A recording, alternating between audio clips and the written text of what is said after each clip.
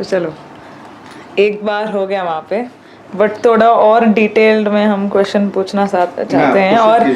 और संध्या जी भी हमारे साथ बैठना चाहिए था, तब वो बिजी थी। लेकिन जैसे आपने कल बोला, जो भी आपके जितना भी काम किया है आपने, आपके पार्टनर का उसमें आप मानते हो कि उनका भी बहुत बड़ा रोल है इसमें, तो इसीलिए वो भी बैठना चाहिए आपके पास। लेकिन वहाँ पे हमने शुरू किया, आपने थोड़ा बहुत बोला आपके व्यूज़ जो मूवमेंट पे और यहाँ के स्थिति पे। लेकिन क्वेश्चन पूछने के बाद संध्या जी आप थोड़ा आपके बारे में भी बोलेंगे, बोलिए। काम जो कर रहे हैं आप, अरे ऐसा सोचिए कि कैमरा नहीं है, ऐसे ही बोले आप। वो क्या है कि वो तो हमारे समाज के लिए काम करते हैं, इसलिए मैं उनको सेलेक्ट करता हूँ मेरी तरफ से। उनके बारे में बाद में बोलिए, आपके बारे में मेरे बारे में। हाँ, आप तो क्या कर रहे हैं? हो गया है। नहीं आप खुद क्या कर रहे हो? आप अभी काम कर रहे हैं? मैं अभी काम कर रही हूँ। पहले काम नहीं किया था, अभी टीचर में हूँ। और अभी पहले से अभी हमको ये समाज काम करने के लिए थोड़ा बहुत अच्छा स्कोप मिला है। और मेरा हस्बैंड जो काम कर रहे हैं उनको तो मैं सेलेक्ट करता हूँ, और क्योंकि वो उनका जीवन वो समाज में बिता देते हैं। पहले तो नौकरी भी छोड़ दिए, तो इसलिए मैंने दुख भी नहीं किया। तो हाँ, तो ऐसे तो दुख में सुख में तो रहना तो पड़ता है, तो बीच बीच में मैं गुस्सा भी हो जाता हूँ। लेकिन अभी नहीं, तो अभी मैं खुश, क्योंकि उनको जो फाइनेंशियल में थोड़ा बहुत मैं मदद करती हूँ, तो उनका काम आगे जाता है, तो ये काम बढ़ता है, इसीलिए मैं खुश हूँ, ज़्यादा बहुत खुश हूँ। और मैं क्या बोलूँ। सर आप क्या बोलना चाहेंगे आपके पार्टनर के बारे में? चलो ये मेरा पार्टनर भी है और मेरे लिए एक आदर्श भी है। और मैं जितने भी हमारी बहनें हैं, माताएं हैं, उनसे भी मैं अपील करता हूँ, ये जिस तरह बाबा साहब के विचार को आगे बढ़ाने के लिए खुद को जैसे सैक्रिफाइस कर रही है, और वो माँ बहनें भी अपने पति अपने बेटों को भी उसी तरह जो है प्रोत्साहन दे के बाबा साहब का मिशन को आगे बढ़ाने के लिए काम करें। मैं समझता हूँ कि मेरी बीवी जो है संध्या, ये उन महिलाओं के लिए भी एक प्रेरणा है। और मैं आभारी हूँ इनके माता पिता के प्रति, जो मुझे इतना अच्छा एक बेटी पैदा करके मेरे समाज को आगे बढ़ाने के लिए ये मेरे लाइफ पार्टनर बनी है। और मैं तो भाग्य भगवान के ऊपर विश्वास नहीं है, फिर भी मैं बोलूँगा मनुवादी विचारधारा से एक शब्द मैं बोलना चाहता हूँ। मैं खुद को बहुत खुशकिस्मत समझता हूँ, ये मेरी लाइफ पार्टनर है। और उसके साथ साथ जो है इन्होंने मुझे एक बहुत अच्छा प्यारा बेटा दिया है, जो आज वो भी एक भविष्य में एक अच्छा अम्बेडकर बन के वो उभरेगा और इस देश के प्रति वो भी खुद को जो है समर्पित करेगा। ऐसा बेटा मुझे इन्होंने दिया है, इसके लिए भी मैं इनके प्रति बहुत आभारी हूँ। बहुत बढ़िया, मुझे सुन के ही मेरे रोम उठ रहे हैं। बट एनीवे, अभी हम थोड़ा बहुत आप जो है, आप ओडिशा दलित समाज के फाउंडिंग मेंबर हो, और उड़ीसा में सभी जानते हैं कि उड़ीसा दलित समाज ने बहुत काम किया है। तो थोड़ा बहुत आप आपके ये संगठन जो है, इसका फाउंडिंग ईयर और कब क्यों स्थापित किया, संगठन का तब का भी काम जो भी आप इम्पोर्टेंट समझते हैं, उसके बारे में भी थोड़ा हमें बोलेंगे तो बहुत अच्छा लगेगा। सबसे पहली बात है, मैं जब मैट्रिकुलेटेड था, मेट्रोलेशन का एग्ज़ाम हो गया था, हमारे पड़ोसी जो है एक कुलीन साहब थे, उनसे मुझे बाबा साहब की जानकारी मिली और एक किताब भी उनके जरिए मुझे मिला, जीवनी। वो जीवनी से मैं बहुत आकर्षित हुआ। इसके पहले भी मैंने आपको बताया था कि बाबा साहब का जीवनी अध्ययन करते वक्त जो गोल टेबल कॉन्फ्रेंस में जो उनके साथ हमारे रिप्रेजेंटेटिव गए थे हमारे वर्क के लिए, आर श्रीनिवासन, और अनफॉर्चुनेट कहिए कि मेरा नाम भी आर श्रीनिवास है, और मैं खुद को बहुत गर्व महसूस किया। और उसके बाद बाबा साहब का और मेरा जो डेट ऑफ बर्थ है वो बाबा साहब का निर्वाण दिवस से जुड़ा हुआ है, मैं उसी दिन पैदा हुआ।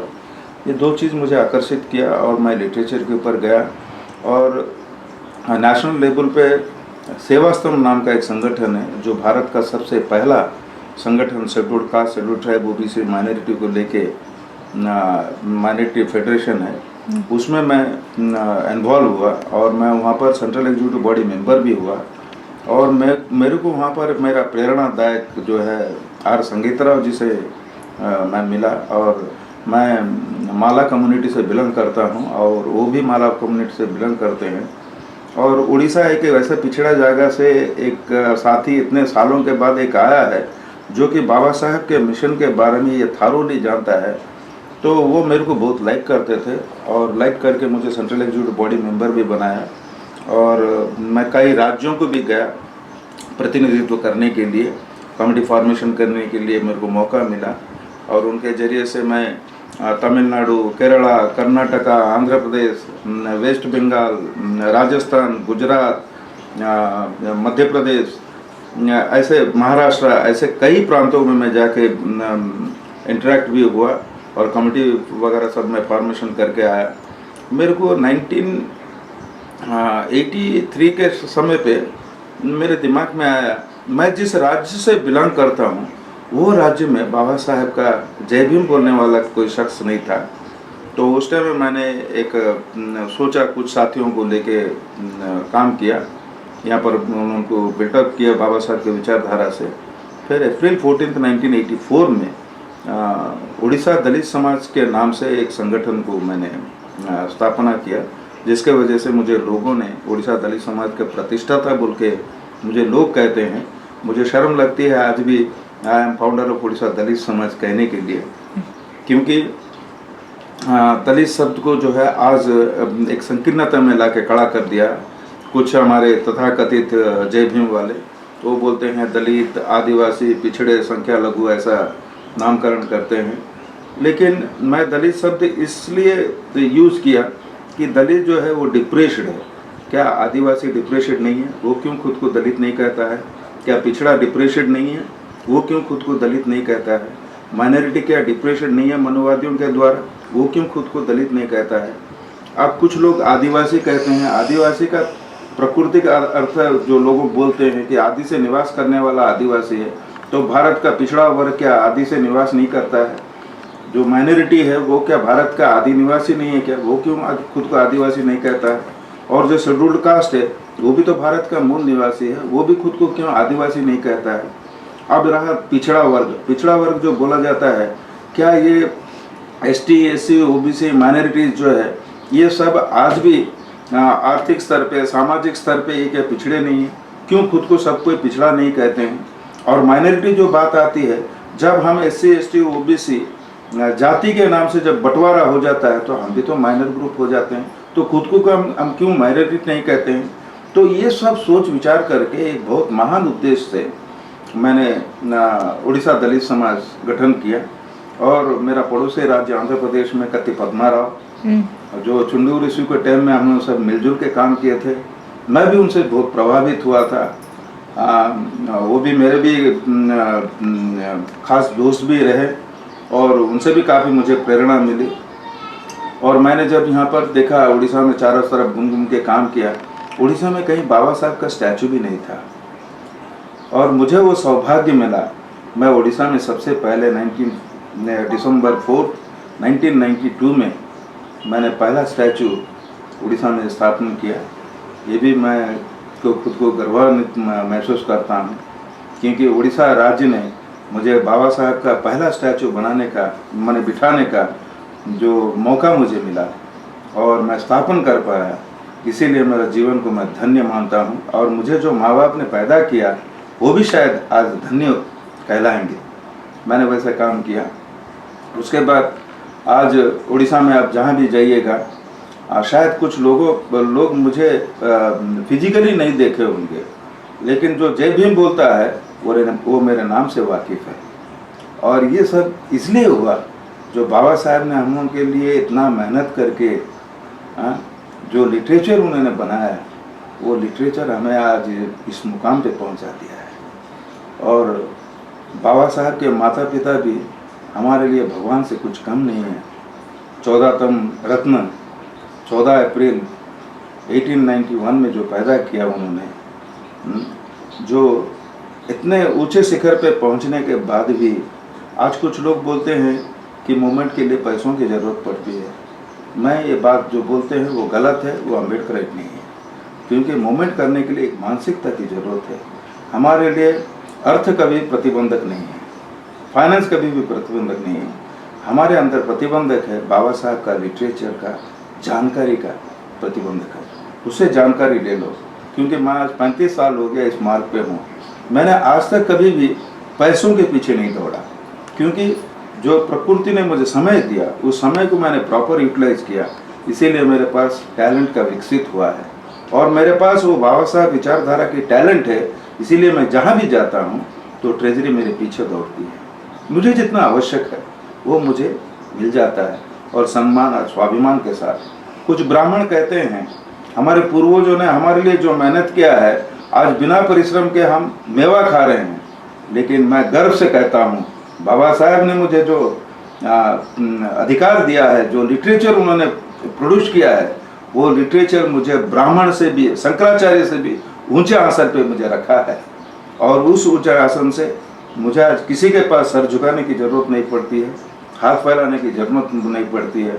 और जो जय भीम कहता हो वो खुद को सर झुकाता हो, हाथ फैलाता हो, वैसे लोगों को मैं अनुरोध करता हूँ वो जय भीम ना कहे, क्योंकि जय भीम कहने वाला वो सर ऊंचा करके चलता है, कहीं सर नीचा नहीं करता है, कहीं हाथ नहीं फैलाता है। ये मेरे काफ़ी जो मेरे अनुयायी है उनके लिए भी प्रेरणादायक है। और मैं अपने कार्यकर्ताओं को भी इसी लाइन पे ही मैंने बनाया।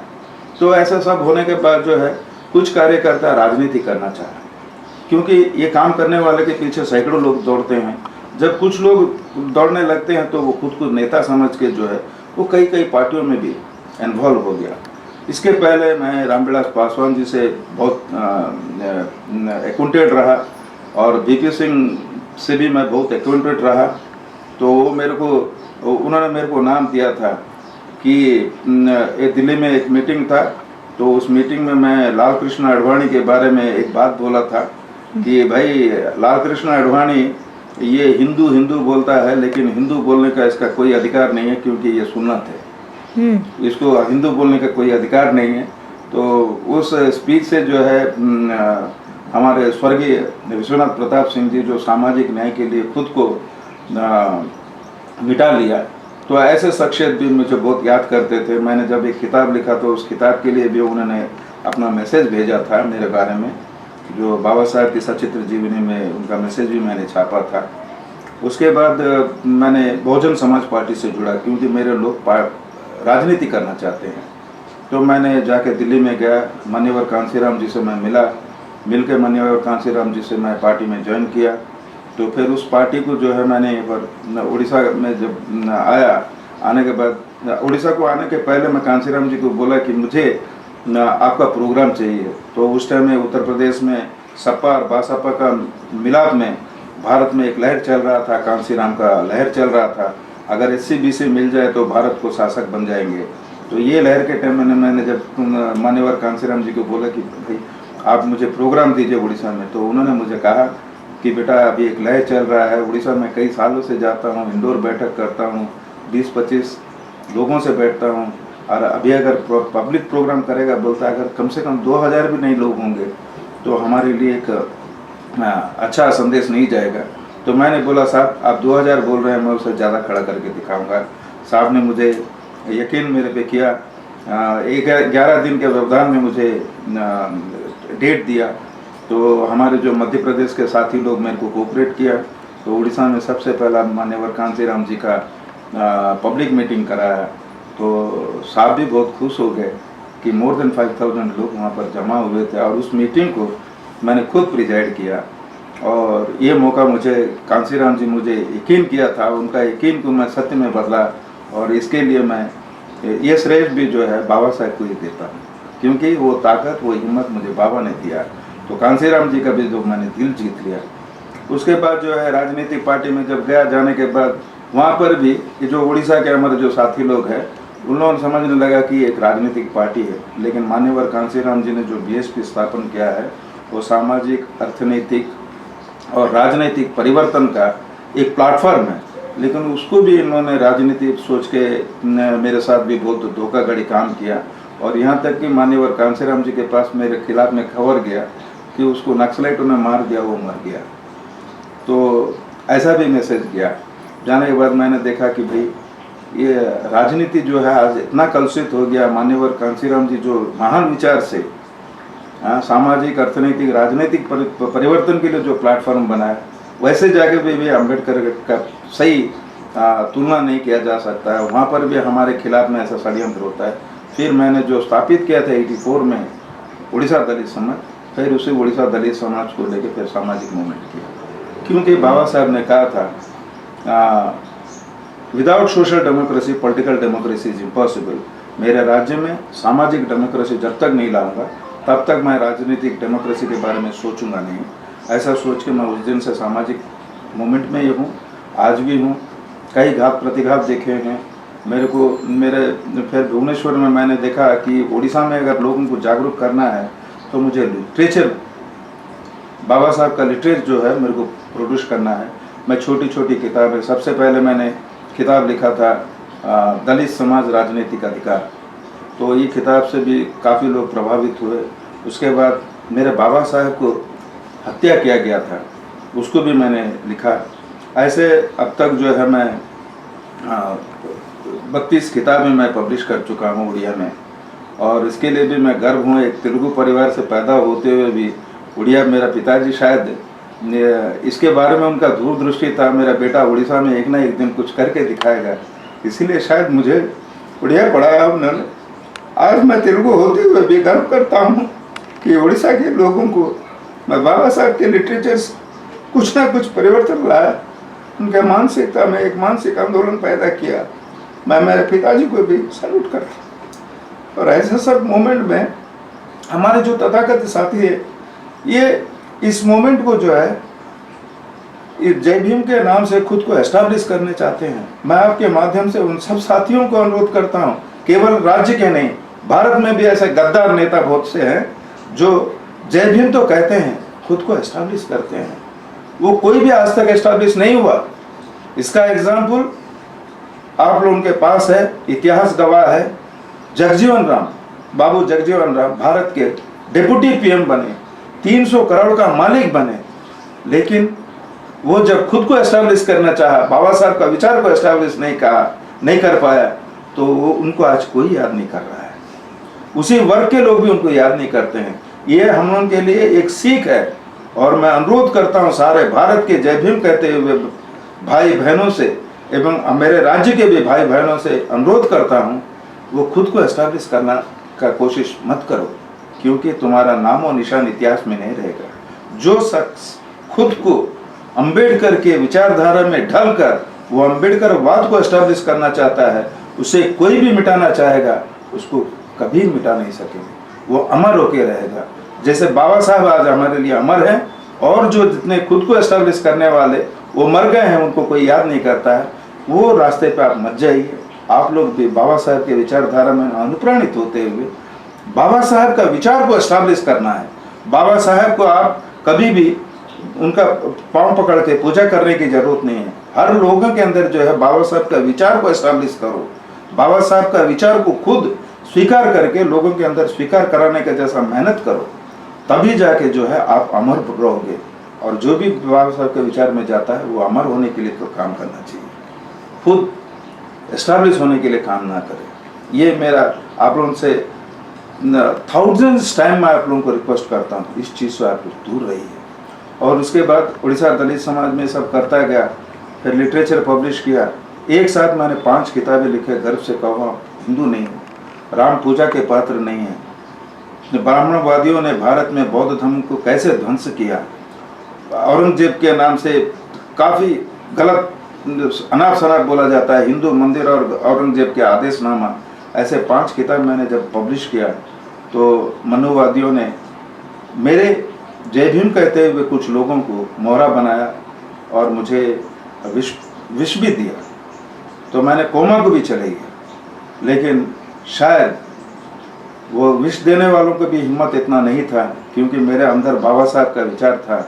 मैंने 40-45 घंटे के बाद फिर मैं ठीक हो गया, और इसका श्रेय भी मैं बाबा साहब के विचार को ही देता हूँ, क्योंकि वो मुझे वो विष को भी ख़त्म करने का ताकत मुझ में दिया है बाबा साहब के विचार में। तो उसके बाद फिर मैंने अपना घर को फिर लौटाया।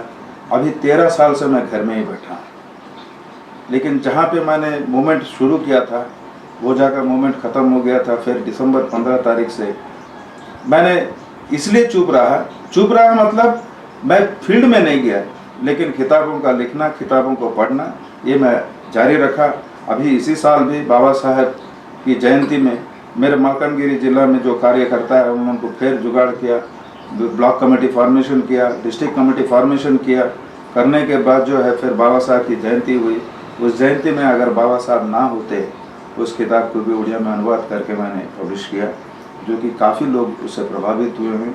फिर बुद्ध जयंती मई 21 तारीख में फिर मैंने बुद्ध धम्म और उनका प्रश्न उत्तरी 1125 प्रश्न उत्तरी जो बाबा साहब के बुद्धा एंड हिज धम्मा से कलेक्ट करके उसको अनुवाद किया।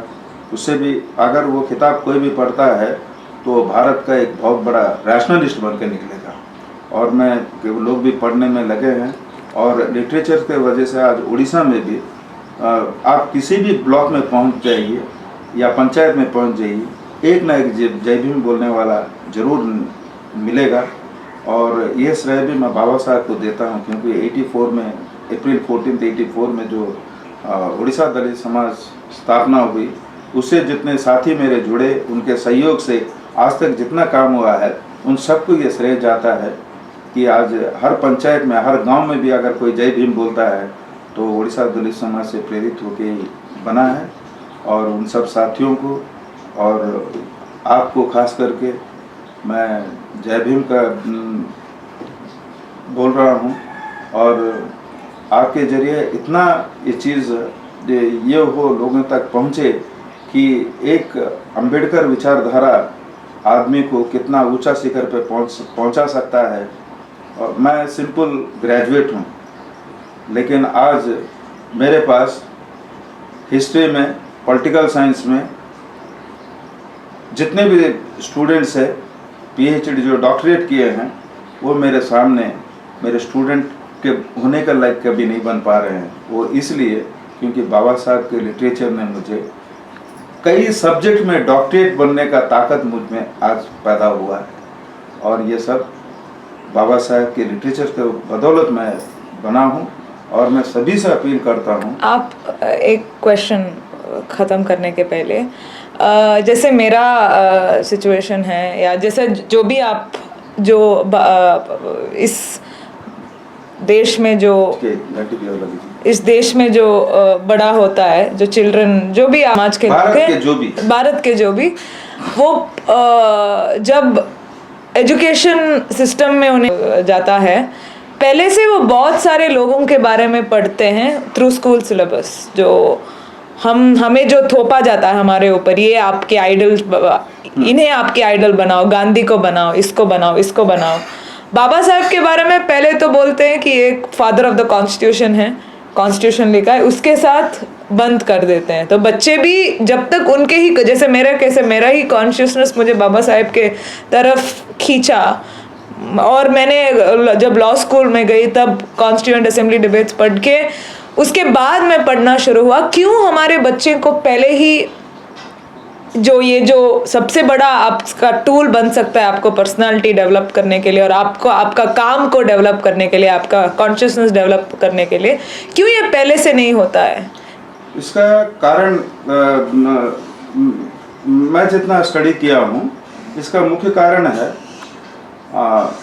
जो भारतीय नहीं है, जो भारत के मूल नहीं है, वो इस भारत के शासक हैं। जैसे कि एक 6th स्टैंडर्ड का बच्चा उसको इतिहास में पढ़ाया जाता है, विश्व का सबसे ऊंची कोटि सभ्यता संपन्न राष्ट्र भारत था और उसका मालिक द्राविड़ थे। उसके बाद खाद्य के अन्वेषण में कुछ आर्यों ने भारत में प्रवेश किया, तो वो आर्य नस्ल जो है, हमारे जो लोग हैं ये हिंसक नहीं थे। आज भी ये हिंसक नहीं है। हमारे लोग जो जाति के नाम से परिचय देते हैं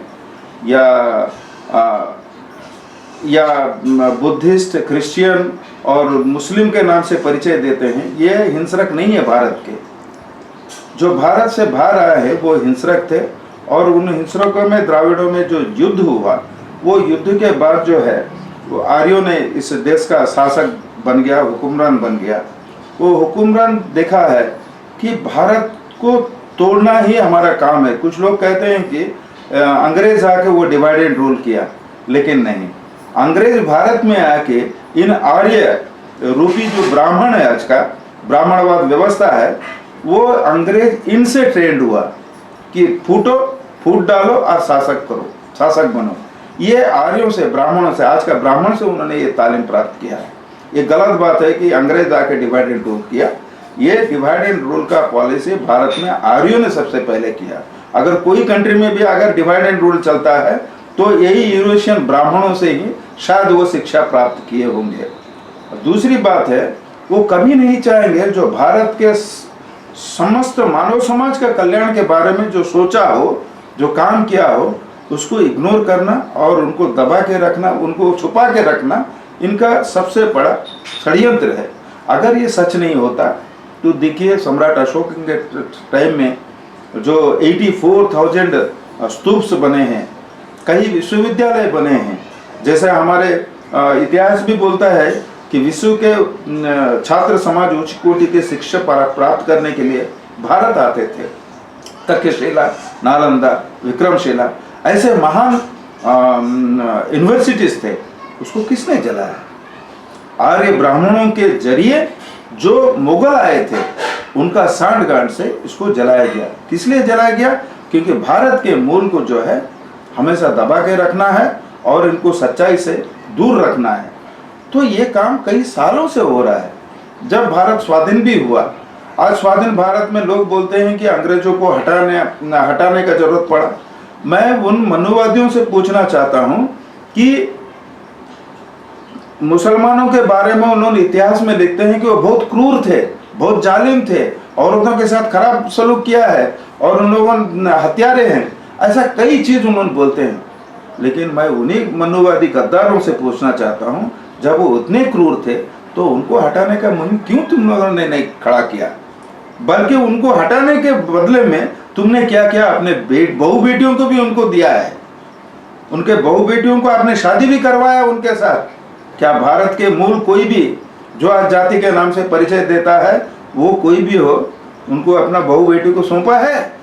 ये सौंपने का काम आर्य ब्राह्मण, आज का जो ब्राह्मण है, ब्राह्मणवाद है, वो सौंपा है। हाँ, अंग्रेज को हटाने का मुहिम इसलिए चला क्योंकि बृहद्रथ राजा को हत्या करने के बाद ये सब जो यूनिवर्सिटीज जला देना, ये सब जो काम किया इन्होंने, ये सब करने के बाद उन लोगों ने एक संविधान लिखा था, जिसका नाम आप लोग भी सुने होंगे, मनुस्मृति कहा जाता है। वो उच्च वर्ण के विदेशी आर्य ब्राह्मणों के जो वर्ण के नाम से परिचित देते हैं, उन गद्दारों ने एक संविधान बनाया। भारत के मूल निवासियों को शिक्षा से कैसे वंचित रखा जाए, सम्मान से कैसे वंचित रखा जाए, इनका स्वाभिमान को कैसा मिटा दिया जाए, ऐसा एक स्मृति लिखा।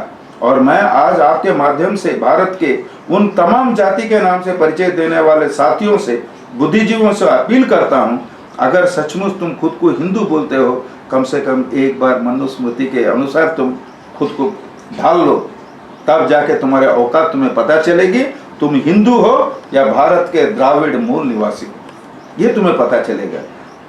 तो उस हिसाब से जब अंग्रेज आया, अगर मैं पूछना चाहता हूं उन देशद्रोहियों से, वो भारत के गद्दारों से, भारतीयों के शत्रु जो है आर्य ब्राह्मण मनुवादियों से मैं पूछना चाहता हूं, 1830 के पहले अगर लॉर्ड मैकाले नहीं आते भारत में, तो आज भारत में जो भी जाति के नाम से परिचय देता है, ओबीसी हो, शेड्यूल्ड कास्ट हो, ट्राइब हो, ये कोई भी ABCD सिखा था, A सिखा था?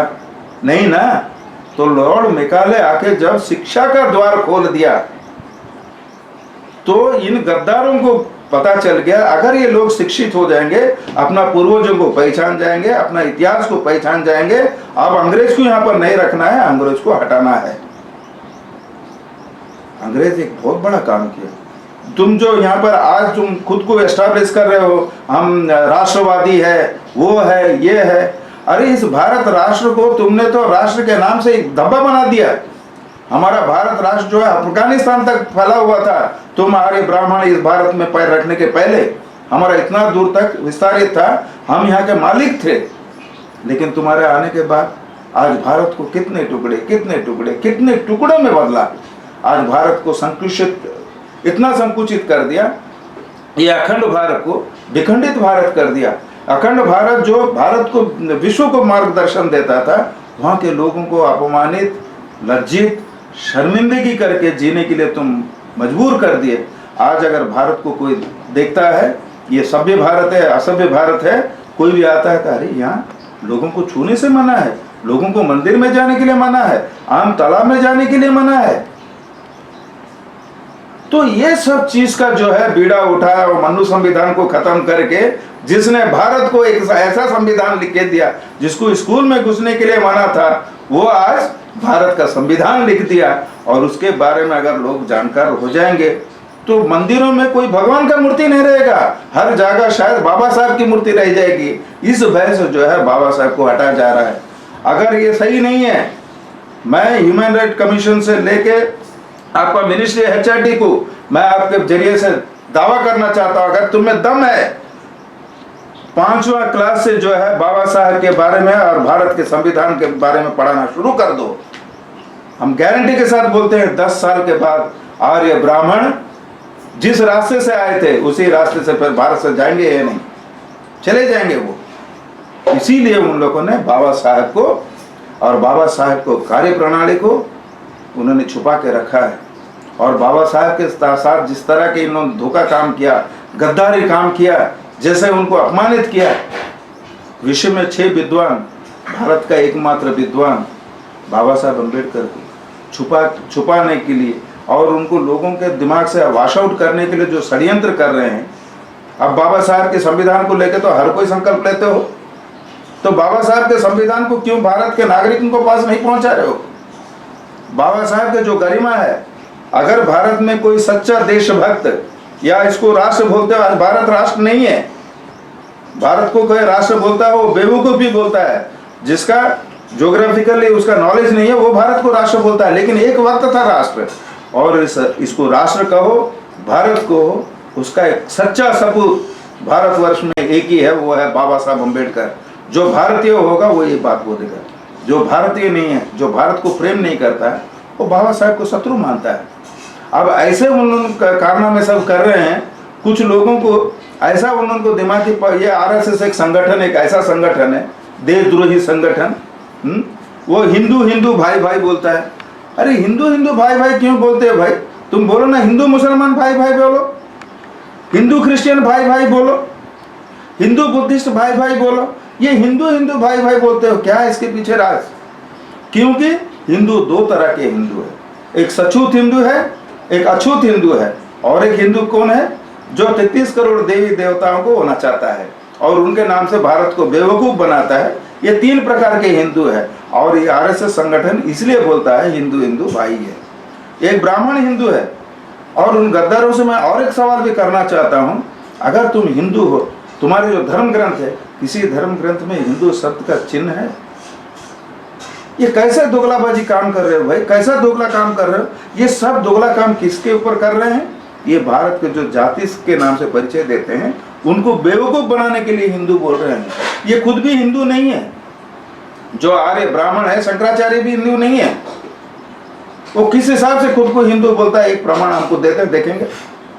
शंकराचार्य को मैं पूछता हूँ, और ये शंकराचार्य अगर हिंदू है, हिंदू तो 5000 साल बोलते हैं, ये शंकराचार्य का क्रिएशन भारतवर्ष में कब से हुआ भाई?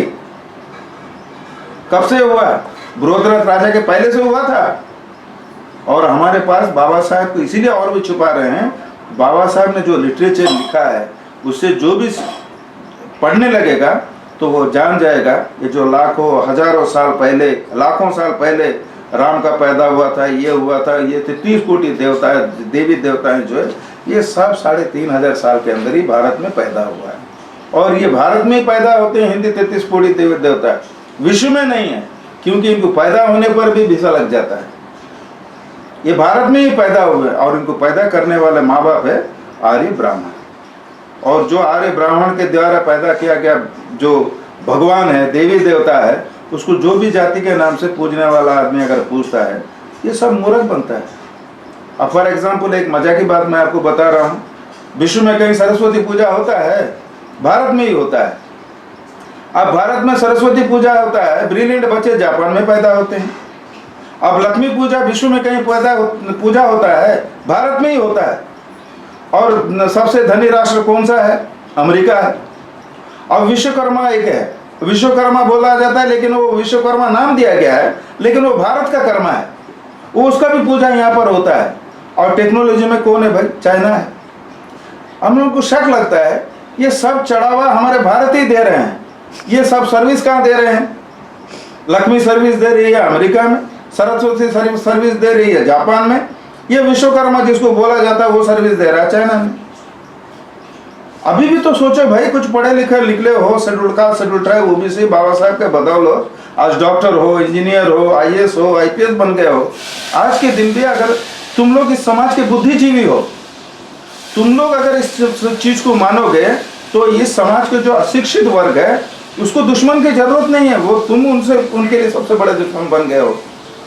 क्योंकि तुम आईएएस बन गए हो, आईएएस बनने के बाद तुम क्या कहते हो? भगवान के दया से मैं बन गया। अरे गद्दार, 1830 के पहले तो तोरे वर्ग से तो कोई आईएएस नहीं बन रहा था। ये तो लॉर्ड मैकाले और बाबा साहब के बदौलत, कॉन्स्टिट्यूशन के बदौलत तो आज आईएएस बन रहा है। और मैं आपके जरिए और एक अपील करता हूँ, आज जो आईएएस आईपीएस है, जो सेंट्रल गवर्नमेंट में जितने भी सर्विस होल्डर्स है इस वर्ग के, हमारा पॉपुलेशन बोला जाता है 22.5%, schedule caste 15, schedule tribe 15, schedule tribe 7.5%, schedule caste 15%, तो कुल 22.5% बोलते हैं। लेकिन हम यहाँ पर ताजुब लगता है, क्या जिस टाइम में आकलन करके ये लिखा गया था, क्या उस दिन से हमारा जनसंख्या नहीं बढ़ रही है?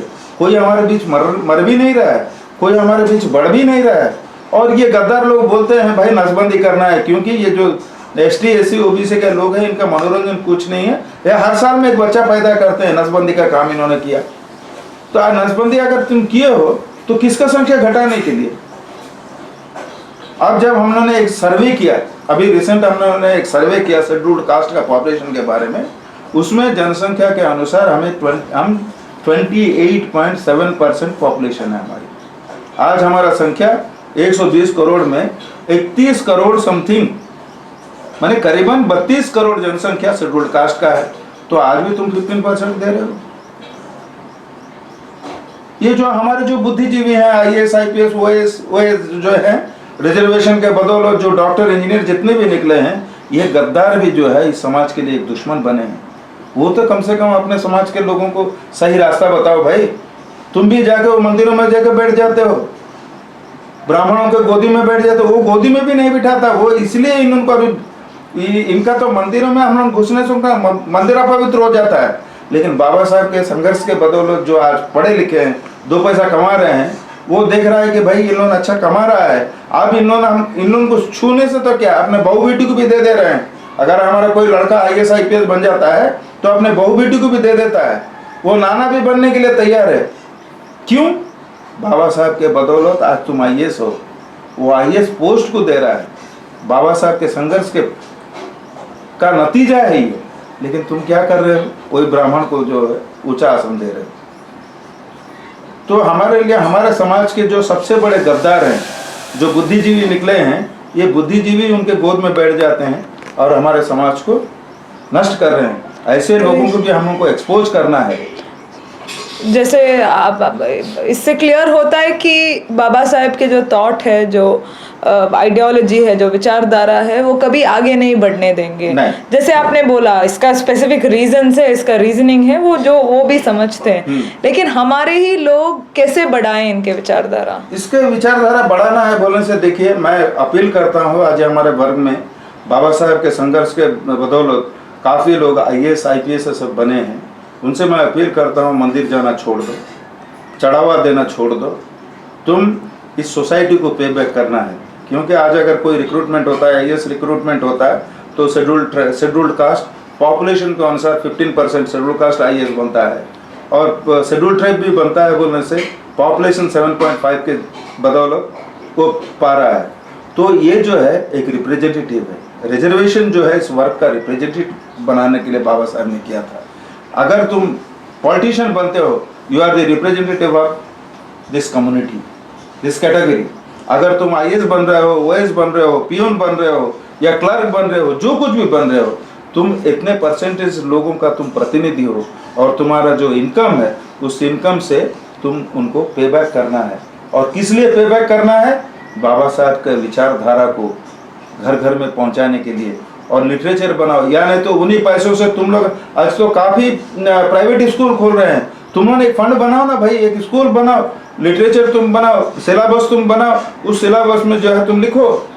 या नहीं, तुम जितने भी हो आज के दिन, और एक निष्पत्ति भी ले जाए मिनिस्ट्री ऑफ HRD को, सब शेड्यूल कास्ट शेड्यूल ट्राइब बोलेंगे भाई HRD में तुम 5वां क्लास से बाबा साहब के थॉट के बारे में, बाबा साहब के अवदान के बारे में, अगर उसमें अगर ये नहीं दे, माने उसमें अगर सब्जेक्ट नहीं दोगे, सब्जेक्ट दो बाबा साहब के बारे में, और इंडियन कॉन्स्टिट्यूशन के बारे में भी बच्चों को 5वां क्लास से पढ़ाना शुरू कर दो। अगर नहीं करते हो, हम एक साथ जो है रिजाइन दे रहे हैं, या नहीं तो हम बगावत करेंगे। ये एक दिन भी अगर इन्होंने पेन ड्रॉप कर देगा तो HRD मिनिस्ट्री मजबूर हो जाएगी। लेकिन इन गद्दारों को क्या विश्वास करें, एक दिन का तनख्वाह छोड़ने के लिए भी ये तैयार नहीं। ये भी हो जाएगा तो भारत में बहुत बड़ा बवाल हो जाएगा, ये विश्व स्तर का बात हो जाएगा। आज जो भी हो, मैं आप लोगों को हैंड सैल्यूट करता हूँ। जो दलित, हम लोग का मीडिया भी नहीं है, हमारे कुछ ऐसे लोग हैं करोड़ों रुपया जो है टैक्स भर रहे हैं। अरे उसी पैसे से तुम एक अपना टीवी चैनल बनाओ ना भाई। हम तो संख्या में ज़्यादा है, और संख्या में बहुत हम कर्मचारी भी निकले हैं। हम एक इशू को लेके एक फंड क्रिएट करो, तो एक दिन में मैं सोचता हूँ हमारा खुद का चैनल बन जाएगा, और उस चैनल में जो है ये सब दिखाओ। ये अंधविश्वास कुसंस्कार हमारा चैनल बंद, ये एंटरटेनमेंट चैनल बंद। हमारा चैनल केवल भारत को एजुकेट बनाने का चैनल बनेगा। कहीं भी अगर हमारे समाज के साथ अगर अन्याय होता है, अत्याचार होता है, तो उसको हम दिखाएंगे, तो जो अन्याय करने वाला भी डरना शुरू करेगा। क्योंकि अरे इनके साथ अगर अन्याय करेगा तो सारा विश्व देखेगा, इसलिए उनके साथ अन्याय बंद कर दो। क्या ये काम आपसे होगा? नहीं हो सकता है। आप लोग कितना दूर से, कर्नाटक से आए हैं। मैं तो बहुत गर्व कर रहा हूँ, इसी के लिए मैं आपको बेटी बोल रहा हूँ कि आप मेरी ही बेटी हो, आप मेरी बेटी हो। क्यों मैंने आपको मेरा बेटी बोला? कि आप विचारधारा से जुड़े हो। ये विचारधारा है, इसीलिए कर्नाटक से इतना दूर आके हमारे जो ट्राइबल बच्चे मर रहे हैं, हमारे मूल निवासी के बच्चे, हमारे द्राविड़ बच्चे मर रहे हैं, ये आपको जो है मानसिक आंदोलन कर दिया। आपने इतना दूर रास्ता तय करके कई जगह आपने घुमा, जंगलों में। आज जो हजारों के लाखों के तनख्वाह टैक्स भर रहे हैं, वो लोग नहीं जा रहे हैं, लेकिन आप आके घूम घूम के सब कर रहे हो। फिर आपको कुछ लोग बोलते हैं कि भाई कहीं ये माओइस्ट तो नहीं है, ऐसा भी सवाल कर रहे हैं।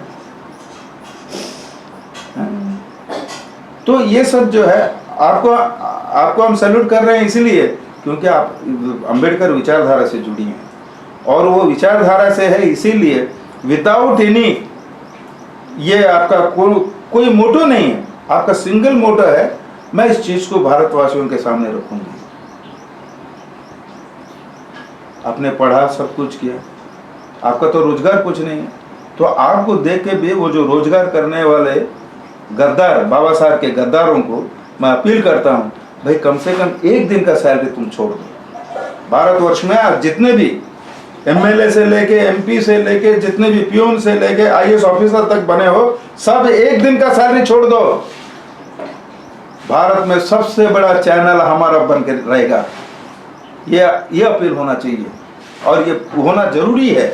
अगर नहीं होगा तो नहीं तो ये क्या बोलते हैं, ये IAS ऑफिसर है या IPS ऑफिसर, जितने भी कर्मचारी है आज भी हजारों के तनख्वाह ले रहे हैं, मौज मस्ती में हैं।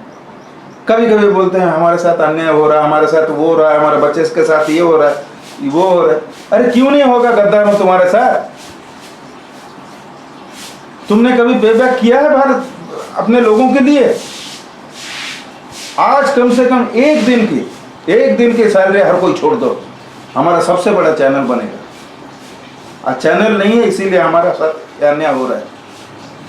और मैं दावे के साथ बोलता हूँ, जिस दिन एक चैनल हमारा बन जाएगा, एक दिन का अगर सैलरी भारत के लोग छोड़ दें, एक चैनल बन जाए, मैं दावे के साथ बोलता हूँ भारत का हर मूल निवासी, हर भारत का द्राविड़ बच्चा उसी चैनल को देखेगा, दूसरा चैनल को भी देखेगा नहीं। क्योंकि इस चैनल में उसको सीख मिलेगी, उस चैनल में उसको लूट होती है, वो लूट से बचना चाहता है। तो ये भी एक बहुत बड़ा मुहिम खड़ा हो सकता है। और मेरे भी जितने भी भारत में एक्टिविस्ट हैं, जय भीम के एक्टिविस्ट, उनसे भी अपील करता हूँ अपना अपना इलाका में इस चीज़ के बारे में ज़्यादा से ज़्यादा प्रचार करें, हमारा खुद का एक चैनल बने। आप बोलते हैं भैया हमारे पास पैसा कहाँ है? अरे संख्या ज़्यादा है। हमारे जो भाई आज जाके कुली काम कर रहा है ना, वो भी एक दिन का छोड़ेगा। सबसे पहले तुम जो ज़्यादा कमाने वाले हो, तुम निष्पत्ति ले लो, भैया हम एक दिन के सैलरी छोड़ रहे हैं हमारा एक चैनल बनाने की। हमको परमिशन नहीं मिलेगा, हमारा संख्या ज़्यादा है, परमिशन नहीं मिलेगा बोलने से नरेंद्र मोदी का जैसा एक नीच आदमी जो भारत को तोड़ रहा है, वो कभी भी भारत का प्रधानमंत्री बनेगा? वो बोलेगा भाई ये इनका डिमांड है, इनको नहीं देंगे तो हमको वोट नहीं मिलेगा। वो सबसे पहले हम लोगों को परमिशन दे देगा, क्योंकि हमारी संख्या ज़्यादा है। बाबा साहब तो खेल खेला, कब से खेल के तुमको दिखा दिया है, जिसका जितना संख्या भारी उसका उतना ही हिस्सेदारी। ये संख्या के लोगों को जगाने के बदले उनको और भी अफीम खिलाने वाला ये हमारा जो रोजगार करता हुआ बुद्धिजीवी हमारे वर्ग के, उनका मानसिकता ठिकाने पे नहीं आया। इसीलिए मनुवादी बोलते हैं भाई अब उनके खिलाफ में हम लोग को कोई मुहिम छेड़ने का जरूरत नहीं है।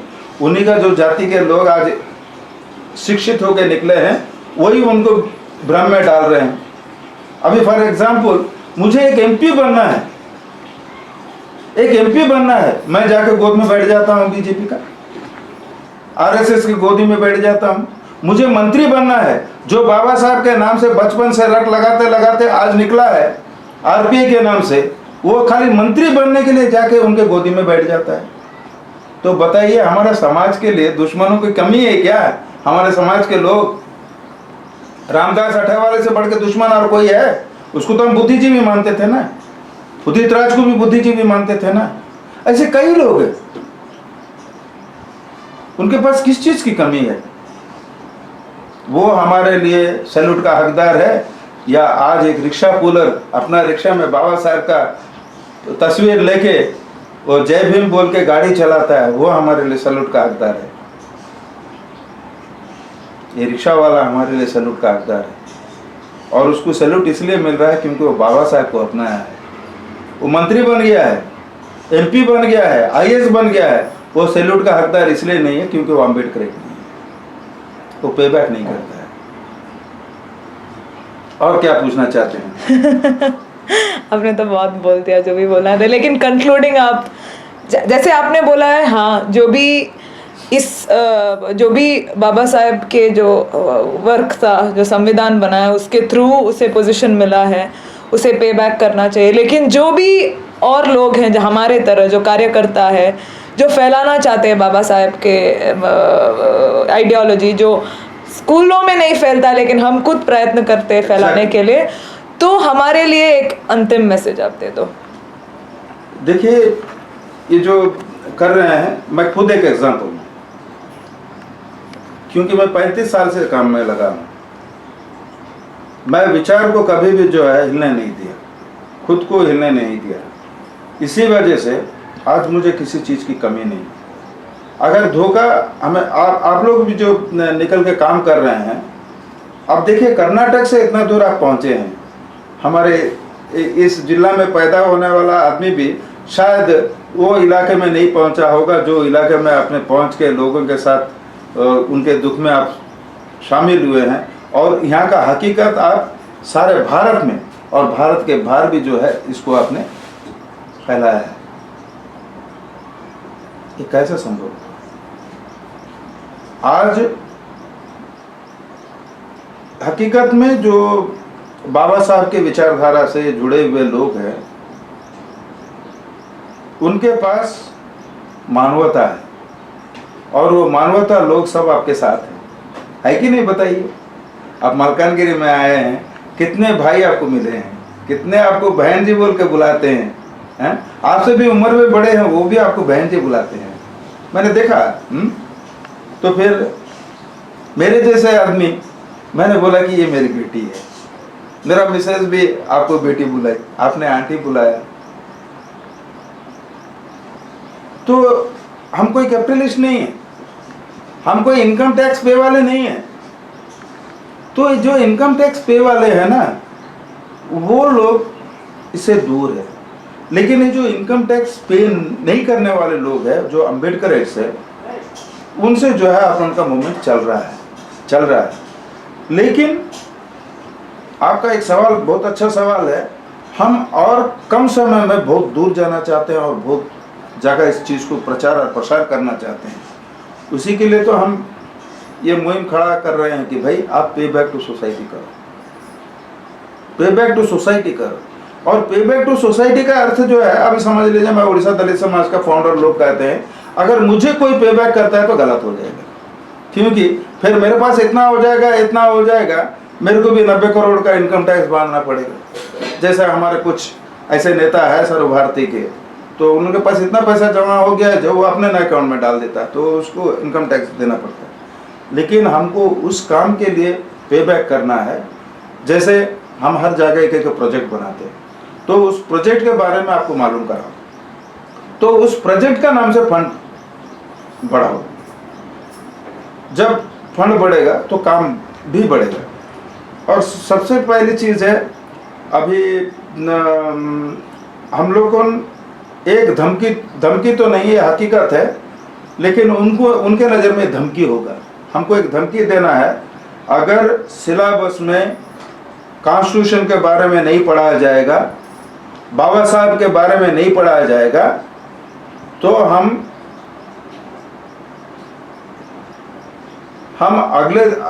अगला किसी भी वोट में हम आपको वोट शेयर नहीं करेंगे। ये कम से कम जो है एक दस्तखत अभियान होना चाहिए।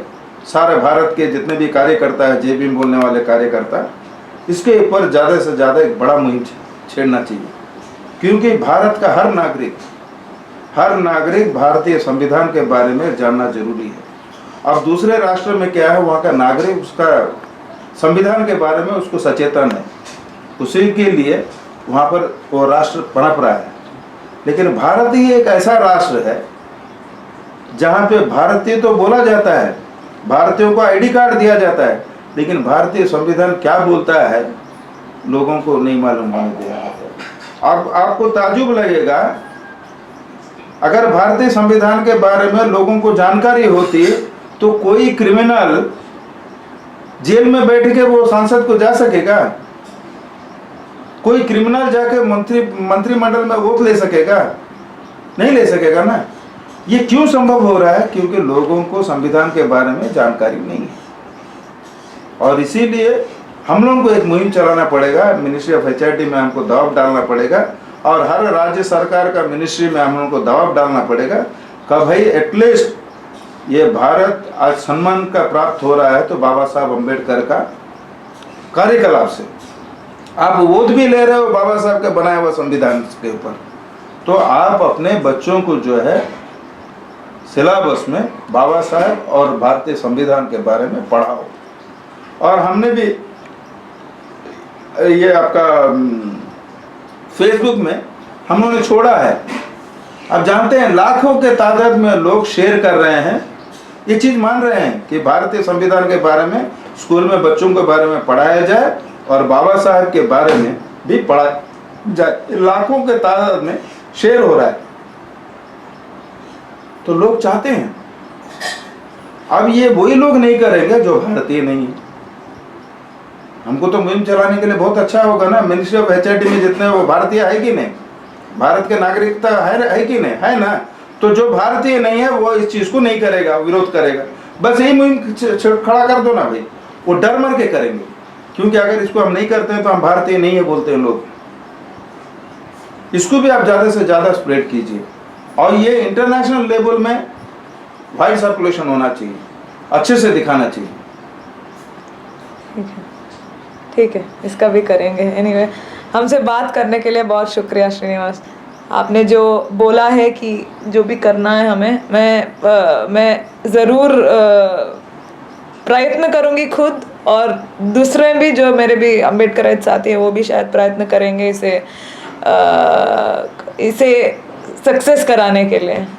और बस जय भीम। और ये सक्सेस मैं आपको ये इसलिए बता रहा हूँ, ये सक्सेस आपके लिए नहीं है, ये सक्सेस सारा भारत के लिए है। अगर इस विचारधारा से जाएंगे, ये भारत सक्सेसफुल होगा। फिर ये भारत जो विश्व में उच्च कोटि सभ्यता संपन्न भारत था, वो भारत को हम निर्माण करने में एक एक सोल्जर बन पाएंगे, गद्दार कभी नहीं बनेंगे। Thank you. जय भीम।